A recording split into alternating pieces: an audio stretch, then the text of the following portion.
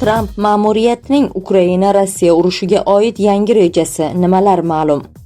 AQSh prezidenti Donald Tramp ma'muriyati Rossiya-Ukraina urushiga barham berish bo'yicha yangi reja ishlab chiqqani haqida qator nashrlar ommaviy axborot vositalariga xabar tarqatdi. Ularning ta'kidlashicha, taklif etilgan yangi kelishuv Kremlning deyarli barcha talablarini aks ettiradi. Ukraina va uning ittifoqchilari esa uni Rossiya uchun ulkan imtiyoz deb qabul qilishi mumkin. Ma'lumotlarga ko'ra, Tramp ma'muriyatining tinchlik rejasi jami 28 banddan iborat bo'lib, quyidagi asosiy takliflarni o'z ichiga oladi. Donbassni Rossiyaga berish. Ukraina armiyasi Donetsk viloyatidan chiqib ketishi, ya'ni Donbassni amalda Rossiyaga topshirishi taklif qilingan. Donetsk va Lugansk hududlari demilitarizatsiya qilingan zonaga aylanadi, ya'ni bu yerda Rossiya ham armiya joylashtira olmaydi. Rossiya anneksiya qilgan, lekin to'liq nazorat qila olmagan Zaporojye va Xerson viloyatlaridagi front chizig'i muzlatib qo'yiladi.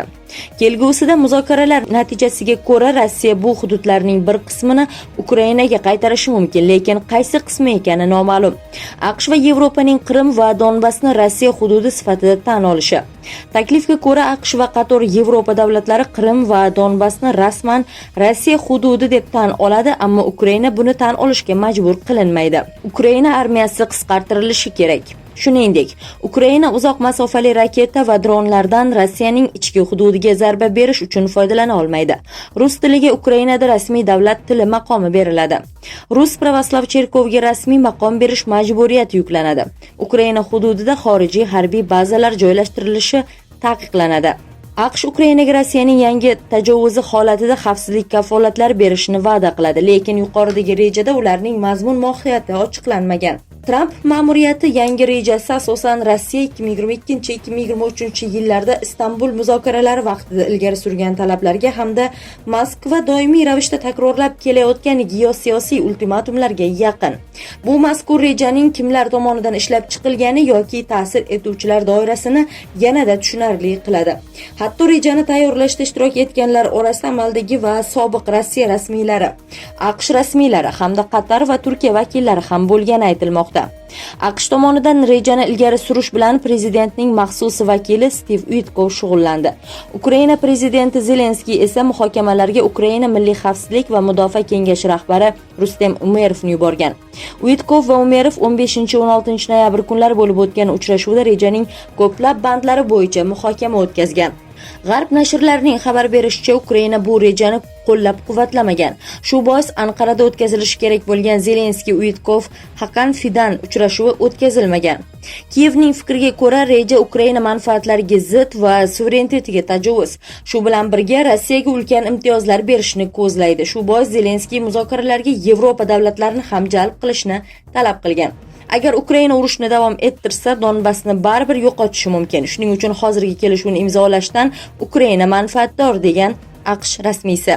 O'z navbatida Rossiya prezidenti matbuot kotibi Dmitriy Peskov Moskva muzokaralarga tayyorligini, o'rtadagi tanaffus Kiyev buni istamayotgani tufayli yuzaga kelganini aytgan.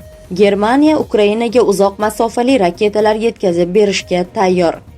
Germaniya Ukraina qurolli kuchlarini uzoq masofadan zarba berish imkoniyatiga ega raketalar bilan ta'minlash borasida yangi bosqichga o'tishi mumkin.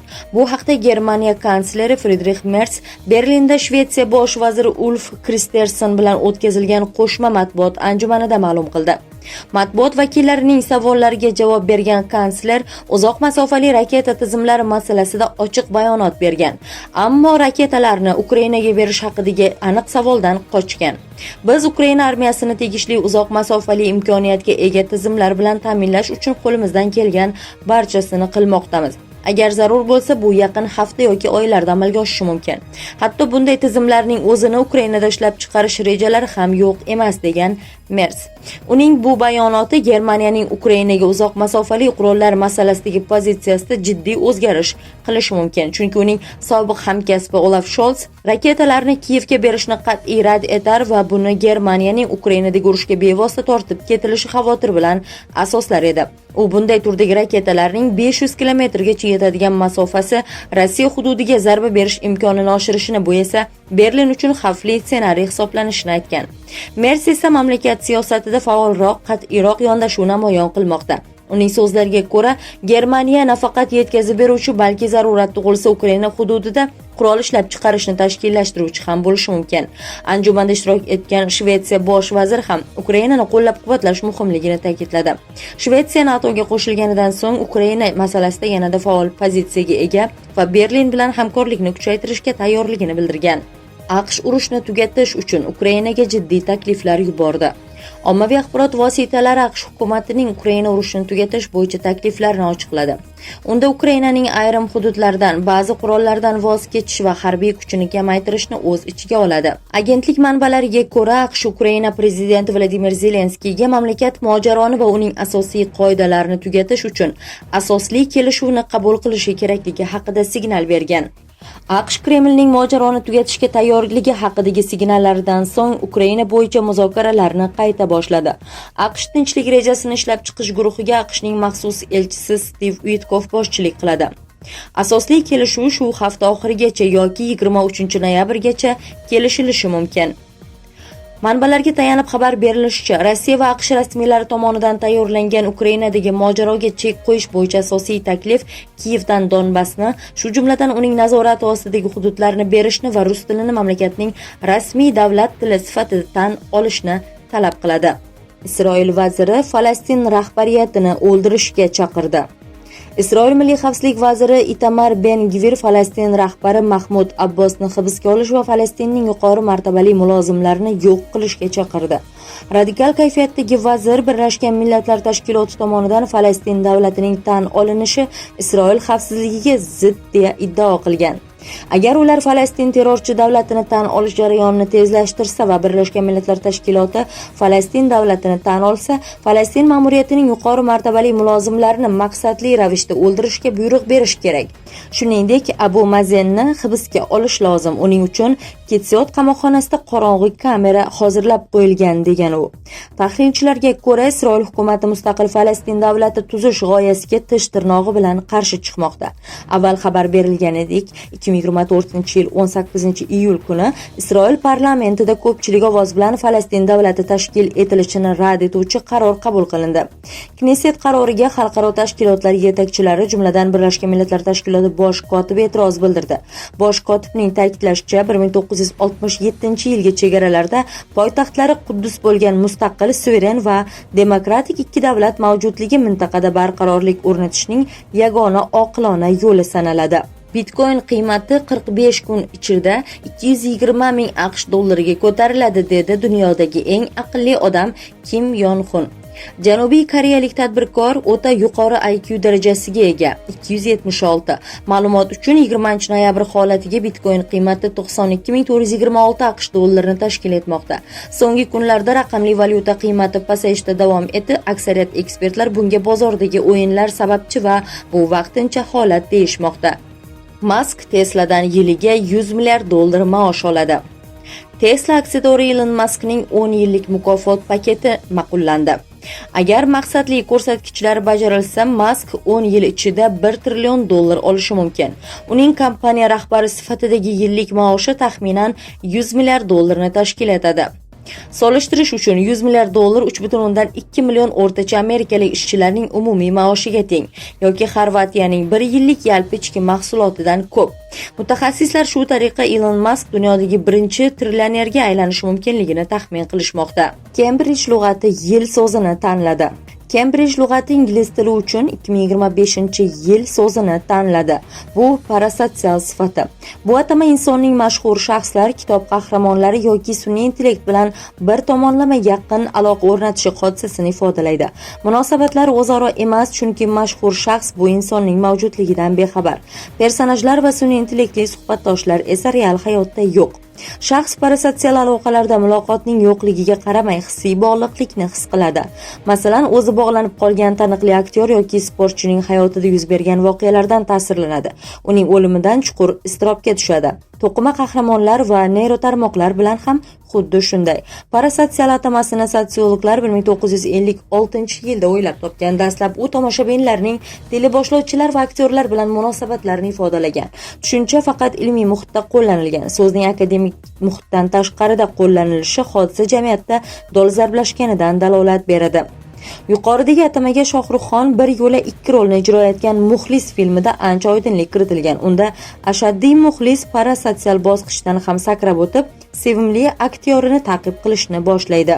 Tishlarni tez-tez tozalash zararli. Tishlarni tozalashga haddan tashqari berilish og'iz bo'shlig'i salomatligiga jiddiy putur yetkazishi mumkin, ogohlantirmoqda stomatolog terapevt. Ta'kidlanishicha, hozirda stomatologlar o'z bemorlarini har bir ovqatlanishdan keyin tishlarini tozalashga undashmaydi. Tishlarni muntazam tozalash profilaktikaning muhim jihati hisoblansa-da, tishlarni parvarishlashda ikkita xavfli jihat mavjud. Ba'zi odamlar tishlarini kuniga bir marta tozalaydi yoki buni umuman unutishadi. Ayrimlar esa aksincha, tish gigiyenasiga haddan ziyod ko'p e'tibor beradi. Har ikki holat ham yaxshi emas, deydi mutaxassis. Eng yaxshisi kuniga 2 marta ertalab va kechqurun tishlarni tozalashdir. Tishlarni ko'p yuvish ularning shikastlanishi va yemirilishiga olib kelishi mumkin. Tishlarni ertalab nonushtadan keyin va kechki payt uyqudan oldin yumshoq yoki o'rtacha qattiqlikdagi shotka va abraziv ko'rsatkichli pasta yordamida tozalash tavsiya qilinadi. Bunda tish va milklarga qattiq bosim o'tkazmaslik kerak va jarayon 2-3 daqiqa davom etishi kerak. Tish cho'tkasini vaqtida kamida 3 oyda bir marta almashtirish muhim. Albatta, tishlarim sog'lom bo'lsin desangiz, muntazam stomatolog maslahatini olib turing. Xitoy ilm-fan eng yaxshi rivojlangan davlatga aylandi. Xitoy shaharlari birinchi marta dunyoning eng yirik ilmiy tadqiqot markazlari 10taligidagi o'rinlarning yarmidan ko'pini egalladi. Pekin 2016-yildan buyon ushbu reytingda yetakchilik qilmoqda. Ikkinchi o'rinni esa Shanxay egalladi. Pekinning ilmiy tadqiqotlar hajmi asosiy ko'rsatkichi hissa ulushi 2023-yildan 2024-yilgacha 9% dan ko'proqqa. Shanxayniki deyarli 20% ga oshdi. Xuddi shu davrda AQShdagi barcha shaharlarning dunyoning birinchi 10taligidagi ulushi kamaydi. 5 ta ilmiy yo'nalish bo'yicha alohida tahlil ko'rsatishicha, Xitoy shaharlari kimyo, fizika, yer va atrof muhit fanlari bo'yicha yetakchilikni saqlab turibdi. Kimyo bo'yicha ular birinchi marta 10 ta yuqori o'rinni egalladi. Qolgan 2 ta sohada esa 6 ta o'rin Xitoy shaharlariga tegishli. Pekin har 3 yo'nalishda dunyoda birinchi o'rinda. Amerika va Yevropa shaharlari biologiya va tibbiyot yo'nalishlarida yetakchilikni saqlab turibdi. Toshkentda AQSh bilan hamkorlikda kasb-hunar kolleji ochilishi mumkin. O'zbekiston Savdo-sanoat palatasida AQShning Nyu-York shahri meri Erik Adams boshchiligidagi delegatsiya bilan bo'lib o'tgan uchrashuvda Toshkentda qo'shma kasb-hunar kollejini ochish taklif etildi. Uchrashuvda shuningdek palata raisi maslahatchisi Umid Safarov tomonidan o'zbekistonlik tadbirkorlarni AQSh kapital bozorlariga tayyorlash maqsadida Nyu-York fond birjasi bilan hamkorlik o'rnatish, mamlakatimizda AQShning yetakchi universitetlari bilan biznes maktabi va akseleratsiya dasturlari yaratish ham taklif qilindi. Kichik biznes uyushmasi raisi Kamolat Mirzaliyev esa Nyu-York kichik biznes birlashmasi bilan hamkorlik o'rnatish va mahalliy mahsulotlarni AQSh bozoriga eksport qilishda ko'mak so'radi. Tadbirkorlar tomonidan qishloq xo'jaligi mahsulotlarini Amerika bozoriga yetkazib berishni kengaytirish, biokimyoviy mahsulotlar ishlab chiqarish va innovatsion loyihalarni rivojlantirish bo'yicha takliflar bildirildi.